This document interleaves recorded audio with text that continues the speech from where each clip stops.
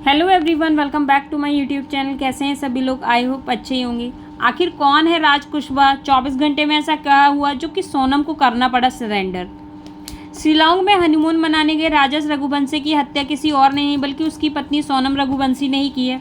खुद को मृत बताने के लिए उसने अपनी जैकेट खाई में फेंक दी, लेकिन फिर शिलांग पुलिस ने इस अंधे कत्ल की गुत्थी सुलझा ली है।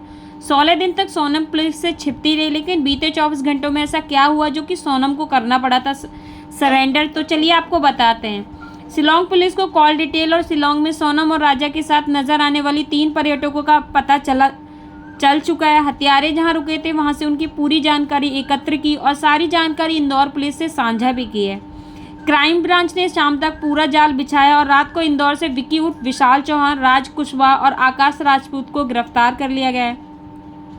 सोनम रघुवंशी हथियारों के संपर्क में थी। जैसे ही उसे पता चला कि हत्या में शामिल तीनों साथी गिरफ्तार हो चुके हैं, तो फिर उसके पास सरेंडर होने के सिवा कोई और चारा नहीं बचा।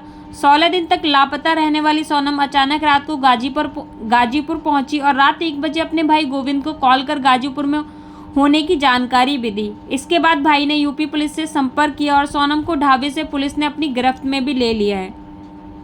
राज कुशवाहा सोनम के पिता की फर्म में काम करता था। सोनम के पिता देवी सिंह रघुवंशी की प्लाईवुड की फर्म थी। राज यहाँ अकाउंट संभालता था। इस हत्याकांड के पीछे सोनम और राज कुशवाहा का अफेयर की बात सामने आ रही है। 2 दिन पहले तक वह नौकरी पर आ रहा था, लेकिन फिर वह नहीं आए।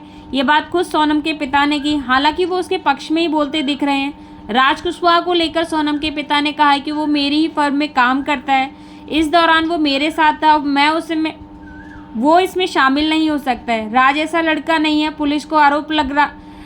पुलिस आरोप लगा रही है कि वो निराधार है। झूठा आरोप है। पुलिस अपने को बचाने के लिए बच्चे के ऊपर आरोप लगा रही है। दरअसल सोनम भी अपने पिता और भाई के कारोबार में मदद करती थी। वहीं उसकी मेलजोल राज कुशवाहा से बड़ा, जो कि प्यार में बदल गया था। परिवार के लोग सोनम की शादी समाज में ही करना चाहते थे। वह अपने परिवार के खिलाफ नहीं जाना चाहती थी, लेकिन शादी होते ही उसने राजा को रास्ते से हटाने का प्लान भी बना लिया था।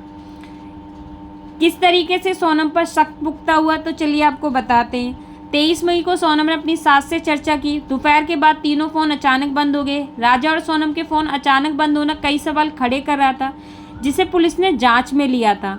सोनम शादी से पहले और बाद में घंटों तक राज कुशवाहा से बात करती थी। राज सोनम के भाई की फर्म में अकाउंटेंट है। उसकी कॉल डिटेल से पुलिस को शक हुआ और मेघालय पुलिस ने इंदौर पुलिस को उनकी जानकारी भी दी थी। हत्या के बाद हथियार भी राजा के शव के पास ही मिला। यदि हथियारों को सोनम को मारना होता तो उसी हथियार का उपयोग करते। इससे पुलिस अफसरों को यह पता चल गया कि सोनम की हत्या नहीं हुई है, वह लापता है। उसके दोनों फ़ोन सर्विलांस पर थे, लेकिन हत्या के बाद सोनम ने दोनों फ़ोन का इस्तेमाल नहीं किया। इससे उसकी लोकेशन का पता चल सकता था। सोनम ने गुवाहाटी के लिए प्लेन के टिकट बुक कराए थे। उनसे ही पूरी प्लानिंग की थी, लेकिन वापसी के टिकट नहीं बुक कराए थे। ये तथ्य भी कई सवाल खड़े कर रहा था। Thanks for watching. Bye bye.